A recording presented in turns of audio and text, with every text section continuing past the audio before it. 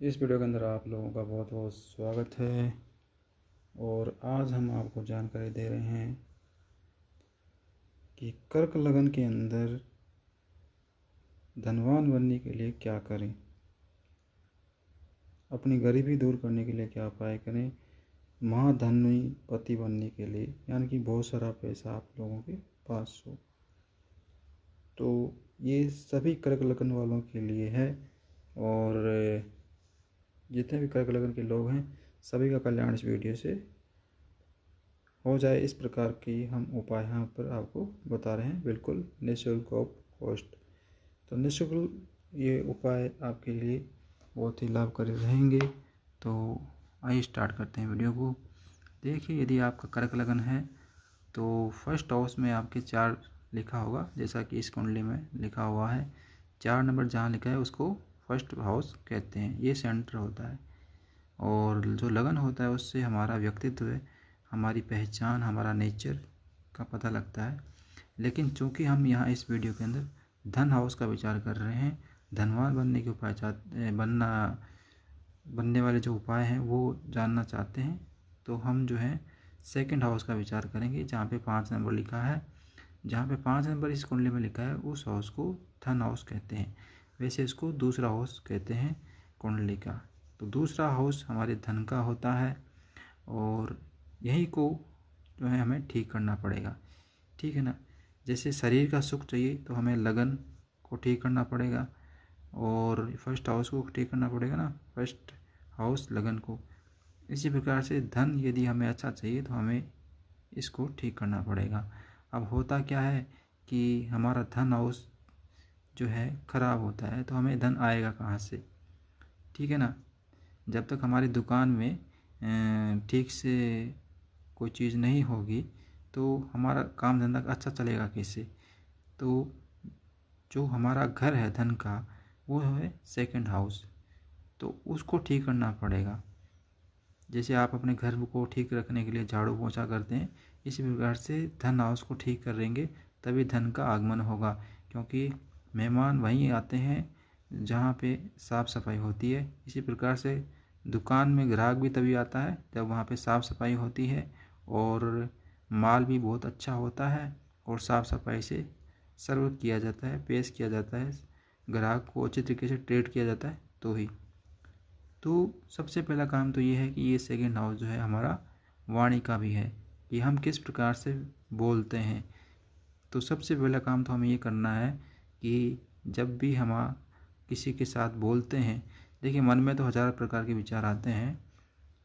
तो second house हमारी वाणी का है, तो मन में तो हम चाहे जो कुछ भी सोच सकते हैं, कोई भी विचार हमें आ सकता है कि उसने हमसे ये कहा, उसने हमसे वो कहा और हमारे अंदर गुस्सा आया, वो आया, जो ठीक है।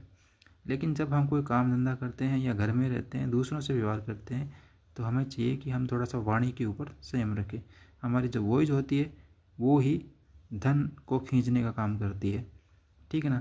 जैसे आप व्यापारी हैं तो मीठा बोलेंगे उतना ही ग्राहक को अच्छा लगेगा और वो उतना ही माल ज़्यादा आपसे दुकान में लेगा।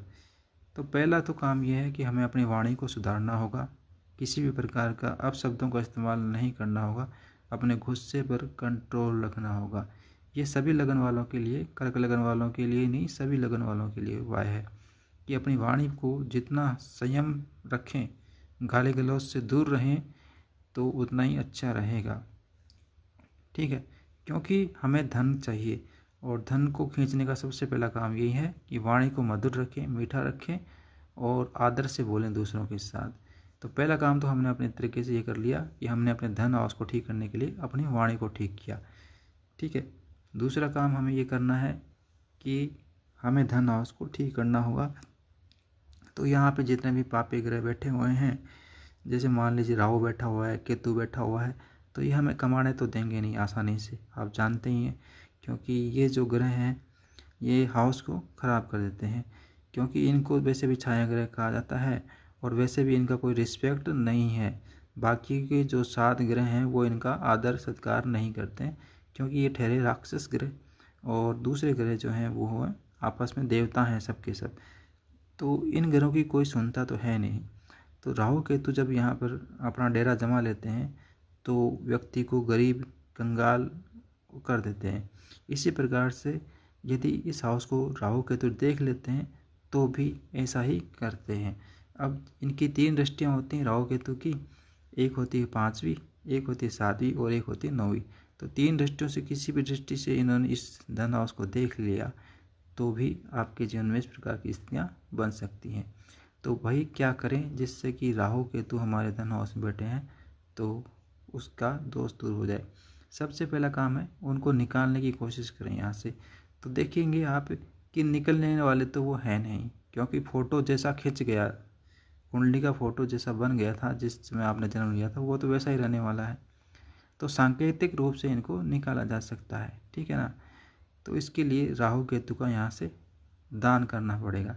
जब भी किसी घर को वहाँ से निकालना हो तो उसकी वस्तुओं का दान करें। किसको करें? गरीब को कर दें, किसी ज़रूरतमंद को कर दें, मंदिर में दे दें। मंदिर में नहीं दे सकते हैं तो पानी में बहा दें, बहते हुए पानी में बहा दें। अब साफ़ सुथरा पानी नहीं मिल रहा है तो कोई नाला है उसमें ही बहा दो, या फिर चिड़िया कबूतर जहाँ बैठते हैं जो दाना चुगते हैं उनको वो चीज़ डाल दो। तो 3-4 तरीके हैं कि जिससे हम जो है इन घरों का दान करके अपने सेकंड हाउस को ठीक कर सकते हैं। इनका दान करेंगे जितना उतने ये उस हाउस से निकल जाएंगे। और जब आप स्वयं देखेंगे कि जब राहु केतु यहाँ पे बैठे हुए हैं तो हमारा वाणी पे स्वयं वैसे ही नहीं रह पाता है। तो इस चीज़ों का, और जितना फिर झूठ कम बोलेंगे उतना भी सही रहेगा, क्योंकि राहु केतु जो हैं झूठ बहुत बुलवाते हैं जब सेकंड हाउस में बैठ जाते हैं तो, या फिर सेकंड हाउस को देखते हैं तो एक काम तो ये आप करिए। बाकी यहाँ पर कोई बुध बैठा हुआ है, शुक्र बैठा हुआ है, गुरु बैठा हुआ है तो भूल कर भी उसको यहाँ से उसका दान नहीं करना है, ठीक है। सामान्य परिस्थितियों में नहीं करना है। हाँ, कोई भी घर है 6th हाउस का लॉर्ड होकर के, या फिर 8वें घर का मालिक होकर के, या फिर 12वें घर का मालिक होकर के यहाँ पर बैठ जाता है तो फिर किसी ज्योतिषी के देख रेख में उसका दान किया जा सकता है। तो आप किसी अच्छे एस्ट्रोलॉजर से संपर्क करके उसका दान वगैरह कर सकते हैं। कितनी मात्रा में करना है, कब करना है वो। लेकिन राहु केतु बैठ गया है तो किसी ज्योतिषी से पूछने की आपको आवश्यकता नहीं है, 90% पूछने की आवश्यकता नहीं है, आप दान कर सकते हैं। फिर भी 100% कन्फर्म होना चाहते हैं तो किसी अच्छे ज्योतिषी से पूछ करके ये जो है आप दान कर सकते हैं राहु केतु का, ठीक है। अब हमने अपने धन हाउस को तो ठीक कर लिया, अब घर का जो मालिक है वो भी तो ठीक होना चाहिए कि नहीं होना चाहिए। क्यों? क्योंकि घर का मालिक सही होगा तभी तो घर का खर्चा चलेगा, ठीक है ना। घर में झाड़ू पोछा लगा लिया, साफ़ सफाई कर ली, सेंट वेंट भी छिड़क दिया, ठीक है, लेकिन अब मालिक ही बीमार पड़ा हुआ है तो खर्चा कैसे चलेगा घर का, ठीक है ना। तो ड्राइवर को भी ठीक करना पड़ेगा, और ड्राइवर कौन है इस हाउस का? इस हाउस का लॉर्ड। तो हमें इस हाउस का जो लॉर्ड कौन होता है, तो यहाँ पे 5 नंबर लिखा हुआ है कर्क लगन वालों के लिए, तो सूर्य यहाँ का मालिक है। अब सूर्य को हमें ताकत देनी पड़ेगी, ठीक है ना। सेकंड हाउस का लॉर्ड है तो उसको स्ट्रॉन्ग करना पड़ेगा, ठीक है। स्ट्रॉन्ग किसी भी घर को कैसे कर सकते हैं? उसके मंत्रों का जाप करके। उसका दान कभी नहीं करना है। जिस घर को स्ट्रॉन्ग करना हो, सजीदा सा है, उसके घरों का उसके मंत्रों का जाप करें। तो सूर्य का मंत्रों का आप जाप करिए। अब सूर्य के मंत्र कोई, यदि आपको बीज मंत्र आता है तो उसका भी जाप कर सकते हैं, या फिर आपको जो है कोई बड़ा मंत्र नहीं भी आता है तो ओम सूर्याय नमः, ओम सूर्याय नमः, ओम नहीं भी लगाना चाहते हैं तो भी चलेगा, सूर्याय नमः, सूर्याय नमः, इतना भी आप कर लोगे। अब जितना कर सकते हो भैया, माला से करते हो तो 1 माला, 2 माला, 3 माला, 7 माला, 9 माला, 11 माला या 21 माला का विधान रहता है, ठीक है। और बिना माला के आप जाप करना चाहते हो, संख्या गिनना नहीं चाहते हो, तो जब भी आपको टाइम मिले ओम सूर्याय नमः, ओम सूर्याय नमः इस प्रकार से जाप कर सकते हो। लेकिन सूर्य कहीं पाप पीड़ित है या किसी गलत हाउस में जाके बैठ गया है तो फिर जो है किसी ज्योतिषी की देख रेख में ही उसके मंत्रों का आप जाप करने की एडवाइस लीजिएगा, ठीक है। कई बार जो है हम बिना ज्योतिषी के कुछ कार्य कर ही नहीं सकते हैं, क्योंकि 100% जो है सजेशन हमें ज्योतिषी बताएगा कि किस प्रकार से इसका जाप करना है, कब करना है और कब नहीं करना है, ठीक है। तो ये चीज़ें आप ध्यान में रखिएगा। फिर है कि सूर्य देव के जो इष्ट भगवान होते हैं वो नारायण भगवान होते हैं। तो अब सूर्य देव यदि हमारा खराब है, इस कुंडली के अंदर कमज़ोर है, पाप गुणों से पीड़ित है, वो कब कब होता है? देखिए, मान लीजिए सूर्य जो है छठे घर में जाके बैठ गया, आठवें घर में जाके बैठ गया, या 12वें घर में जाके बैठ गया, तो यानी कि आपका कर्क लगन वालों का जो सूर्य है यानी कि धन का मालिक है वो कमज़ोर हो चुका है। तो अब उसको स्ट्रॉन्ग करना पड़ेगा। तो मंत्रों का जाप हम कर सकते हैं ज्योतिषी की देखरेख सलाह लेकर के। फिर है कि सूर्य जो है राहु केतु के साथ बैठ जाता है, युति करके बैठ जाता है, या राहु केतु उसको देख लेते हैं, तो भी मान के चलिए आपका सूर्य खराब है, ग्रहण दोष लगा हुआ है। क्योंकि राहु के साथ बैठ गया, केतु के साथ बैठ गया, तो ग्रहण दोष पक्का आ रहा है। ठीक है, आप जानते ही हैं, क्योंकि वो छाया ग्रह हैं। तो उस समय भी सूर्य को स्ट्रॉन्ग करना चाहिए आपको। जब तक आपका सूर्य स्ट्रॉन्ग नहीं होगा तब तक आप महाधनपति कैसे बन सकते हैं? तो ये चीज़ें आपको ध्यान में रखनी है। तो सबसे बेस्ट है आप पहले तो अपने सेकंड हाउस को ठीक करें, फिर अपने सूर्य को ठीक करें। ठीक है ना? तो जितना आप सूर्य को ठीक करने के बहुत सारे उपाय होते हैं। सुबह जल्दी उठना, उनको पानी देना, और पानी भी से सिर्फ जो सादा नहीं देना है, उसमें रोली डाल करके, चावल डाल करके, इस प्रकार से जो है तांबे के लोटे में आपको सूर्य को जल देना होता है। वो उपाय भी नहीं कर सकते, आप लेट हो गए हैं, तो अपने घर में तांबे का सूर्य लगा लीजिए, कोई बड़ा सा। ठीक है, ये आपको मिल जाएंगे बाज़ार के अंदर, तांबे का बना बनाया सूर्य। बड़ा सा होना चाहिए, 1 फुट के आसपास। ठीक है, उसका गोलाकार जो साइज़ होता है। ठीक है, तो वो बड़ा सा सूर्य पूर्व दिशा में स्थापित कर दें और उसको सुबह जो है जल दें, तो वो आपके लिए फ़ायदेमंद हो सकता है। क्योंकि कई व्यक्ति हैं सुबह लेट उठते हैं, कोई 8 बजे उठता है, कोई 9 बजे उठता है। तो यदि आप सुबह जल्दी नहीं उठ पा रहे हैं तो तांबे का सूर्य लगाकर भी उसको जल अर्पित कर सकते हैं। तो सांकेतिक रूप से फलदायी होता है, लेकिन कम फलदायी होता है। ठीक है, लेकिन ना से तो ठीक ही है। यदि आप उपाय कर ही नहीं, मतलब लेट हो चुके हैं, चूक चुके उस मौके को, तो फिर ये सांकेतिक रूप से आप जल चढ़ा सकते हैं सूर्यदेव को। और भी बहुत सारे उपाय होते हैं, जैसे सूर्यदेव का लॉकेट पहन लें आप। तांबे का बना सूर्य का लॉकेट आता है, वो गले में धारण कर सकते हैं। लेकिन सब ज्योतिषी की देख रेख में ही आपको करना है।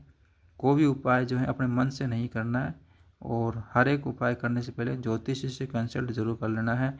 साथ ही जो है सूर्य के मंत्रों का जाप जो मैंने आपको बताया है, चाहे आप बीज मंत्रों का जाप कीजिए, चाहे जो है आप साधारण मंत्रों का जाप कीजिए, तो जो आपको जाप करना सही लगता है वो कर सकते हैं। ठीक है, और सूर्य का जो है आप इसमें जेम स्टोन भी आते हैं, जो इसे माणिक कहा जाता है, रूबी कहा जाता है, तो वो भी आप धारण कर सकते हैं। लेकिन फिर से कहूँगा कि सिर्फ मेरे कहने से धारण ना करें, किसी अच्छे ज्योतिषी को आप दिखा करके, अपनी जन्म पत्रिका दिखा करके कि आपको सूर्य का रत्न माणिक धारण करना चाहिए या नहीं करना चाहिए, उसके बाद ही। ये सिर्फ जनरल रेमेडीज़ मैं आपको बता रहा हूँ, लेकिन फिर भी ज्योतिषी का गाइडेंस इसमें अत्यंत आवश्यक है। ठीक है, तो ज्योतिषी का जो है आप गाइडेंस लिए बाद में, मार्गदर्शन लिए बाद में ही ये उपाय करिएगा, तो ये उपाय आपके लिए बहुत फ़ायदेमंद रहेंगे। सूर्य को जो है हम जितना स्ट्रॉन्ग करेंगे और अपने सेकंड हाउस को जितना स्ट्रॉन्ग करेंगे, उतना जो है हमें लाभ होने की संभावना बढ़ेगी। साथ ही हमारे सेकंड हाउस पर जिन जिन पापी ग्रहों की दृष्टि आ रही है, जिन जिन दुष्ट ग्रहों की दृष्टि आ रही है, ठीक है, तो वो भी हमें दूर करनी पड़ेगी। साथ ही एक बात और रही है कि यदि हमारे सेकंड हाउस पर छठे घर के मालिक की दृष्टि है, या छठे घर का मालिक बैठ चुका है, या आठवें घर का मालिक की दृष्टि है, या आठवें घर का मालिक वहाँ पे बैठ चुका है, या फिर 12th हाउस लॉर्ड के मालिक बैठ चुका है, ठीक है, या उसकी दृष्टि आ रही है, तो हमें जो है महाधनपति होने से बहुत वंचित रहना पड़ सकता है। देखिए, जितने उपाय हम करेंगे उतना हमें फ़ायदा होगा, और कुंडली को बदला नहीं जा सकता है, लेकिन यह है कि राहत जो है, राहत वाले उपाय कर सकते हैं। ठीक है, जितना हमारे हाथ में भगवान ने कर्म दे रखा है उतना कर्म हम करें, बाकी सब भगवान पे छोड़ दें। ठीक है, तो जो जितना एफर्ट करेगा, जितना झाड़ू पोछा लगाएगा अपने घर के अंदर, उसका घर जो है उतना ही साफ होता जाएगा। और उसके घर में जो दिक्कतें आ रही हैं वो उतनी ही कम होती जाएंगी। तो हाथ में हाथ धरे रहने से अच्छा है तो कुछ ना कुछ किया जाए, अपने धन हाउस के दोष को दूर किया जाए, क्योंकि धनवान होना बहुत ज़रूरी है। सभी कार्य धन के द्वारा ही संपूर्ण होते हैं। जन्म से लेकर के जीवन के अंत तक जितने भी कार्य हमारे होते हैं उसमें धन की हमें ज़रूरत पड़ती है। तो एक हेल्थ सबसे ज़्यादा ज़रूरी होता है, फिर धन का स्थान आता है। तो यहाँ पर तो हम लापरवाही कर ही नहीं सकते, तो हमें 100% एफर्ट लगाना चाहिए कि हम जो हैं, यदि हम कर्क लगन के हैं तो इस कुंडली में जो भी उपाय मैंने बताए हैं वो ज़रूर करें, और जो मंत्रों के जाप बताएं वो आप ज़रूर करें। आशा है वीडियो आपके लिए हेल्पफुल रहेगा, और इस वीडियो को आप लाइक करके, शेयर करके, और इस वीडियो को ज़्यादा से ज़्यादा शेयर करके आप दूसरे लोगों तक पहुंचाएंगे, और जितने भी कर्क लगन वाले हैं उन तक पहुंचाने का कार्य करेंगे, ताकि ये वीडियो उनके लिए ये फ़ायदेमंद हो, लाभदायक हो, और वो इस वीडियो को सलाह को मान करके अपना जो है निर्धनता को दूर कर पाएंगे। इसी आशा के साथ मैं आपसे फ़िलहाल इस वीडियो में इतना ही कह के विदा लेता हूँ। बहुत बहुत धन्यवाद वीडियो देखने के लिए।